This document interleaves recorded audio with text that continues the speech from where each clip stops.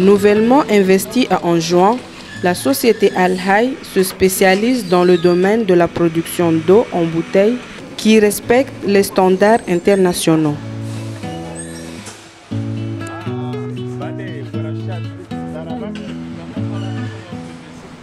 Cette société à responsabilité limitée est créée juridiquement en 2016, mais il a fallu attendre en janvier 2018 pour voir sortir les premières bouteilles d'eau dans son unité de traitement. Pourquoi donc ce retard? Depuis 2016, nous avons tout fait pour que nous ayons cet agrément qui nous permettrait de bénéficier de ces avantages. Ça n'a pas été le cas. Malgré tout, l'usine embauche 25 salariés en temps plein, parfois même plus, pour des travaux saisonniers, selon les besoins de l'entreprise. La production a démarré avec la mise en bouteille d'eau de 1,50 litre. Aujourd'hui, 2 autres chaînes de production rejoignent la première, avec la production des flacons de 5 litres et 500 millilitres.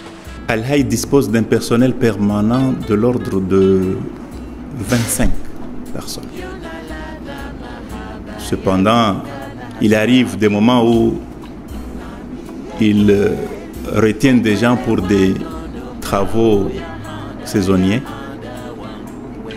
ou pour des missions juste spéciales. Même si l'entreprise a connu un démarrage difficile, les ambitions ne manquent pas pour les dirigeants de la firme. Avec 0 exonération, un projet pour soutenir le domaine de l'agriculture est déjà mis en place. Cette citerne de 250 mètres cubes d'eau est à la disposition des agriculteurs de la zone pour irriguer leurs parcelles.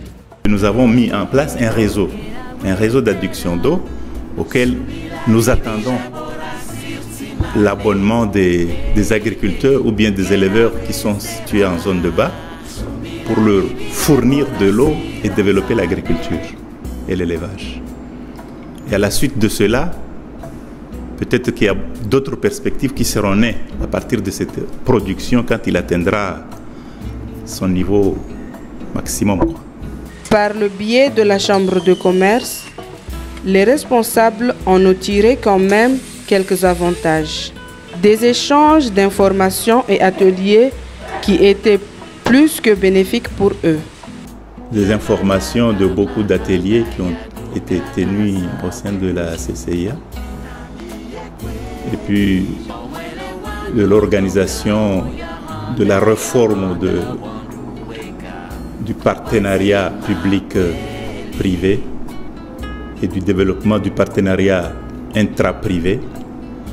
Et voilà qu'à partir de là, nous nous familiarisons avec le monde des investissements au commun et que plus tard peut-être ça sera avec le monde régional, pourquoi pas. Espérons que leur doléance sur l'allègement des taxes douanières soit entendue, ce qui permettra aux tout nouveau entreprises de la place de prendre son envol et produire en quantité suffisante pour conquérir le marché.